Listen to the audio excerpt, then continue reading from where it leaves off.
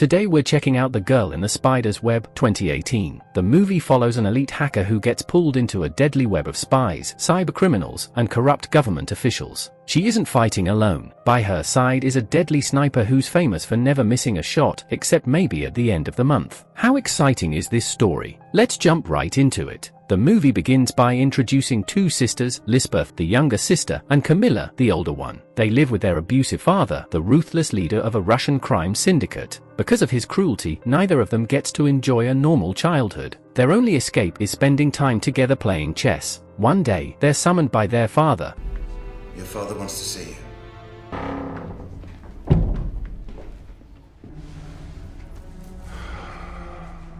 Come, Camilla. I want to play a game with you. Who once again subjects them to his brutal abuse. Unlike Camilla, who has accepted her fate, Lisbeth realizes that none of this is right. Refusing to stay trapped any longer, she leaps out of a window and escapes.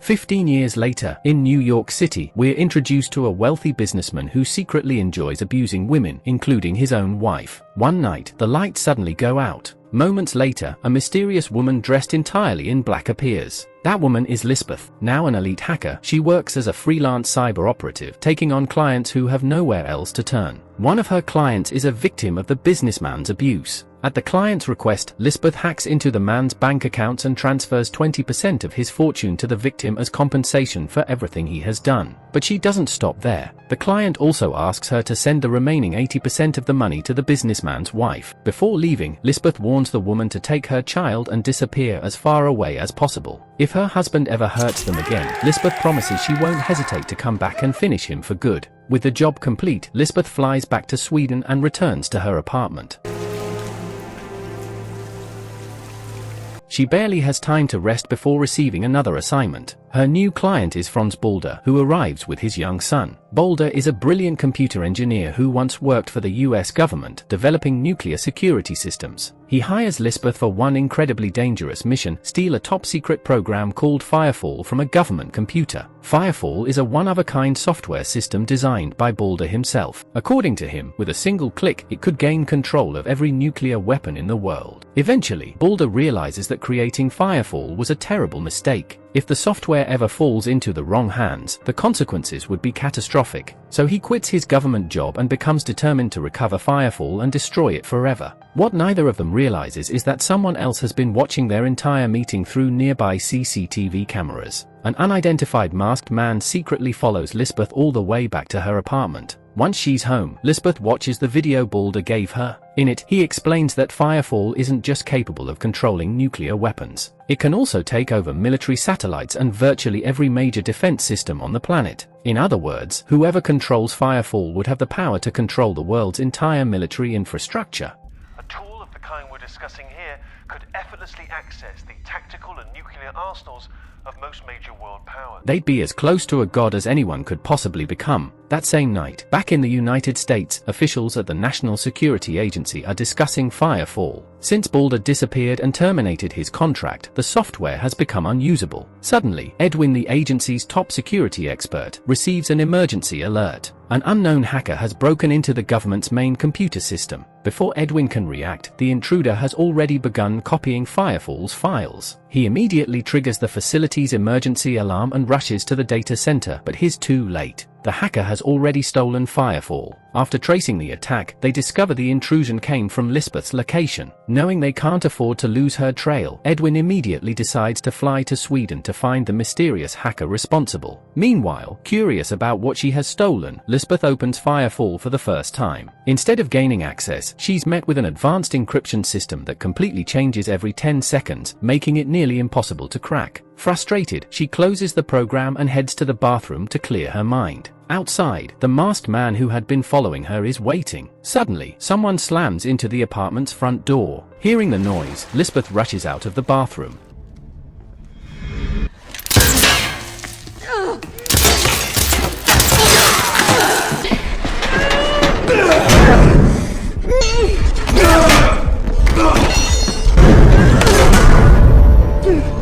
but before she can stop him, the masked intruder breaks in, steals the laptop containing Firefall, and deliberately opens the apartment's gas line. Moments later, the apartment explodes. Lisbeth barely survives by diving into the bathtub just before the blast. When she regains consciousness, both the attacker and the laptop are gone. Determined to identify him, she checks the building's CCTV footage. Unfortunately, the man kept his face completely covered, leaving her with no useful clues. A few moments later, local police arrive to arrest her for the explosion. Instead of surrendering, Lisbeth jumps onto her motorcycle, speeds through the streets, and escapes before the officers can catch her.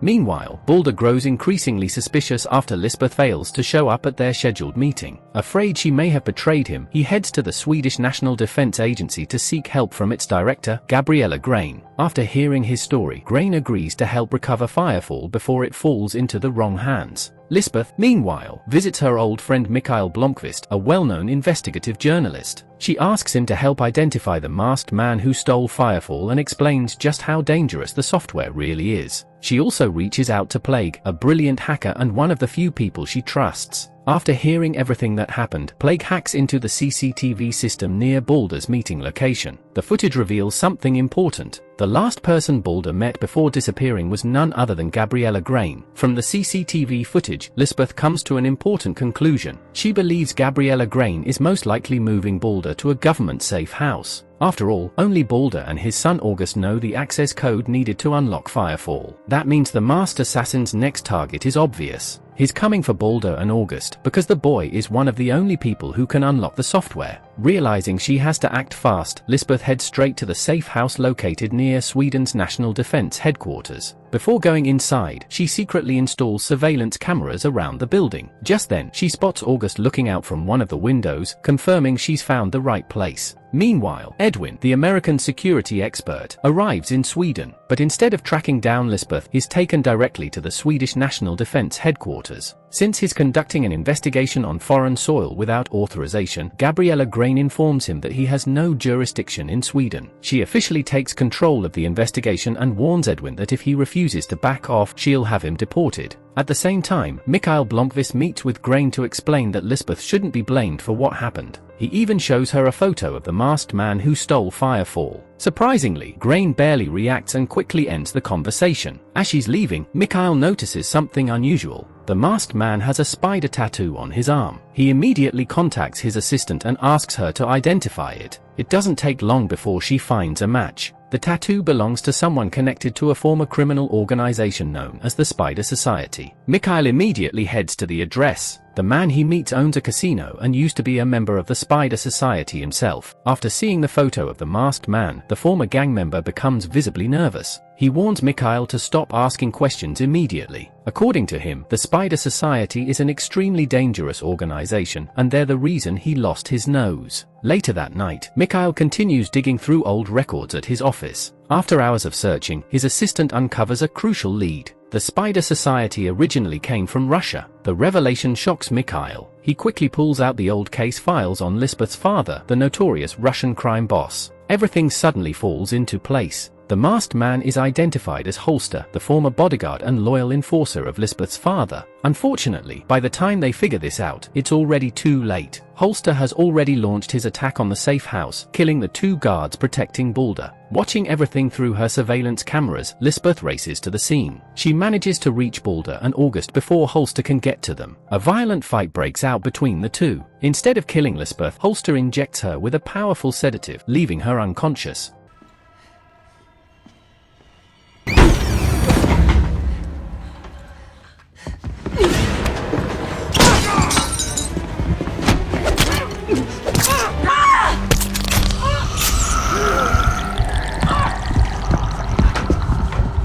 Then he murders Balder and carefully stages the crime scene, making it appear as though Lisbeth is responsible for his death. Since August is the only person they really need, Holster leaves Balder's body behind and kidnaps the boy. Barely conscious from the sedative, Lisbeth refuses to give up. She manages to grab an adrenaline injector and uses it to counter the drug's effects. Still dizzy and struggling to stay on her feet, she steals a nearby police vehicle and activates one of her custom hacking devices. Using nothing more than Holster's license plate number, she tracks his location in real time. She tears through the streets at full speed, determined to catch up. As an elite hacker, Lisbeth can manipulate almost any connected system as long as she has a signal and the right equipment. Even while driving, she remotely hacks into nearby traffic systems to gain the advantage. The chase leads them onto a massive bridge. Lisbeth catches up, ambushes Holster, and quickly pulls August to safety. But Holster survives the attack and opens fire from behind.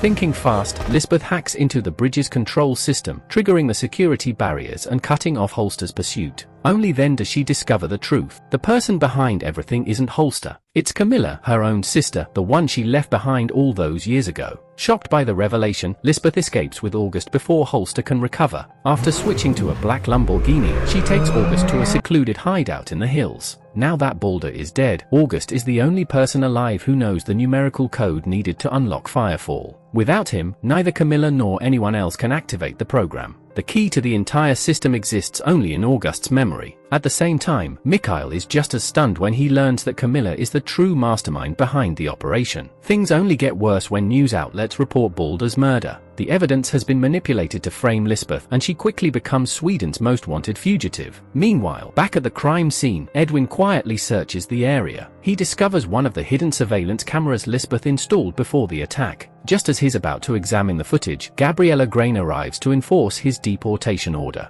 Not wanting to lose the evidence, Edwin discreetly hides the camera before leaving. Back at the hideout, Lisbeth and August pass the time by playing chess. Despite his age, August turns out to be incredibly intelligent. He even manages to beat Lisbeth, proving he's every bit as brilliant as his father. A short time later, Mikhail arrives to discuss their next move. Before joining him, Lisbeth takes August into another room so he can get some rest. Before leaving, she hands him a single chess piece and tells him to keep it safe. Its purpose isn't clear yet, but it seems important. As Lisbeth walks away, August quietly recites part of Firefall's access code. It's the first sign that he has begun to trust her. After checking on August, Lisbeth rejoins Mikhail to plan their next move. While discussing their options, she realizes there's only one person with the resources to stop Camilla, the very man who's been hunting her from the beginning, Edwin. Lisbeth decides it's time to turn her pursuer into an ally and place August under his protection. After seeing a news report that Edwin is about to be deported, Lisbeth heads to the airport where he's being held. To create a distraction, she deliberately leaves a suitcase in the middle of the terminal, knowing airport security will inspect it. Hidden inside is a cell phone that gives her access to the airport's security network. She then intentionally walks in front of a surveillance camera, making sure security spots her. As every officer rushes to chase the country's most wanted fugitive, Lisbeth remotely unlocks the holding cell where Edwin is being detained. The moment Edwin gets out, Lisbeth calls him and tells him to meet her in the parking garage. Just before the officers catch up to her, Edwin reaches the meeting point, where Plague arrives and picks them both up. Meanwhile, August receives a phone call from his father's number. Still just a kid, he answers without thinking, but Balder isn't on the other end. It's Holster, using the phone to trace August's location. By the time Lisbeth returns to the hideout, she's already too late. Camilla and her men have beaten her there. August is gone, and Mikhail has been badly overpowered. Lisbeth and Mikhail narrowly escape by hiding in the nearby bushes, but they're forced to watch helplessly as Camilla's team drives away with August. With no other choice, the three of them regroup at Plague's safe house, where Edwin has been waiting. Of course, Lisbeth planned ahead. The chess piece she secretly gave August wasn't just a keepsake. Hidden inside it is a tracking device, allowing her to pinpoint his location at any time. Meanwhile, at an abandoned family estate, Camilla keeps August locked inside. Instead of forcing him to reveal Firefall's access code, she decides to explain why she's doing all of this. According to Camilla, it's all about the money. Someone has offered her an enormous fortune in exchange for Firefall, and she's determined to collect it. The identity of that mysterious buyer remains unknown. Elsewhere, without telling Lisbeth or the others, Mikhail decides to meet with Gabriella Grain, hoping she can provide government support. Instead, he uncovers the biggest twist yet. Grain is the one secretly funding Camilla and the Spider Society. She's been manipulating everything from the beginning because she wants Firefall for herself. With control of the software, she could command the world's nuclear arsenal. Completely unaware that Mikhail has already been captured, Lisbeth, Plague, and Edwin launch a rescue mission to save August. When they arrive at the old estate, Lisbeth sneaks inside alone through an underground entrance. As she moves through the building, she places several wireless transmitters around the property. Outside, Plague connects a powerful antenna to receive the signals. The devices begin creating a real-time 3D scan of the entire mansion, revealing every hallway, every room, and even the locations of people moving inside. But the mapping process is slow. With the scan only about a quarter complete, Lisbeth loses patience and pushes deeper into the building on her own. That's exactly what Camilla was counting on. Lisbeth walks straight into a trap and finds herself locked inside a room filling with poisonous gas. She manages to overpower one of the guards and steals his gas mask, but the trap has already served its purpose. Camilla now has both Lisbeth and August exactly where she wanted them. Camilla forces Lisbeth to watch as Mikhail, who was captured earlier, is held hostage. She threatens to kill him unless August reveals the access code to unlock Firefall. With no other choice, Lisbeth convinces August to enter the code. The moment Firefall unlocks, Gabriella Grain steps forward, believing she's finally won. But Camilla has no intention of honoring their deal. She realizes Firefall is worth far more than Grain is willing to pay. Instead of handing over the software, Camilla kills Grain and decides to sell Firefall to a higher bidder. Now she has complete control. She possesses the software, while August and Mikhail are locked in separate rooms. As for Lisbeth, Camilla has saved her for last. She wants to watch her sister die slowly. Ever since Lisbeth escaped their father years ago, Camilla has carried nothing but resentment. Even though their father was cruel, Camilla still loved him and blames Lisbeth for his death. Rather than killing her outright, Camilla chooses a far more painful method. She traps Lisbeth in a chamber designed to slowly suffocate her. Before Lisbeth dies, Camilla plans to execute both Mikhail and August, forcing her to watch the people she cares about die first. At that exact moment, Plague finally completes the mansion's full 3D scan. Just as the executioners are about to kill August and Mikhail in separate rooms, a powerful rifle shot echoes through the building, then another, and another. The shots are coming from Edwin, positioned on a distant hillside. He's using a .50 caliber sniper rifle capable of punching through walls and steel. Combined with Plague's live 3D mapping system, Edwin can see exactly where every enemy is standing without exposing his own position. One by one, the guards are eliminated. Within seconds, nearly everyone is down. Only Camilla escapes, taking a laptop containing Firefall with her. Holster has no choice but to dive through a window to avoid becoming Edwin's next target. With the area secure, Lisbeth reunites with Mikhail and August. After making sure they're safe, she immediately goes after Camilla before her sister can use Firefall. Meanwhile, Holster tries to flag down a passing car. Unfortunately for him, Camilla and her driver aren't watching the road. They slam straight into him. The crash leaves Camilla injured, but she's still able to stagger away with the laptop. Lisbeth follows close behind, chasing her until both sisters reach the edge of a cliff with nowhere left to run. For the first time, Camilla reveals what she's truly been carrying inside all these years. She never hated Lisbeth for escaping. She hated her for never coming back. As children, Lisbeth had the courage to run. Camilla didn't. She believes Lisbeth abandoned her to face their father's abuse alone, and she's never been able to forgive her. Rather than live with that pain and defeat, Camilla makes her final choice. She lets herself fall from the cliff to her death. A short time later, Edwin arrives to recover Firefall. But when he opens the laptop, he discovers something unexpected. The software has already been erased. The code August entered wasn't the activation code at all. It was a built-in self-destruct sequence that Balder secretly created. From the moment Balder died earlier in the story, Firefall had already become worthless. No one else could ever unlock or use it again. Sometime later, Mikhail finishes writing a book inspired by everything that happened. He gives it the same title as the film, The Girl in the Spider's Web. As the story comes to a close, Lisbeth quietly disappears once again, returning to the shadows, always ready for whatever comes next.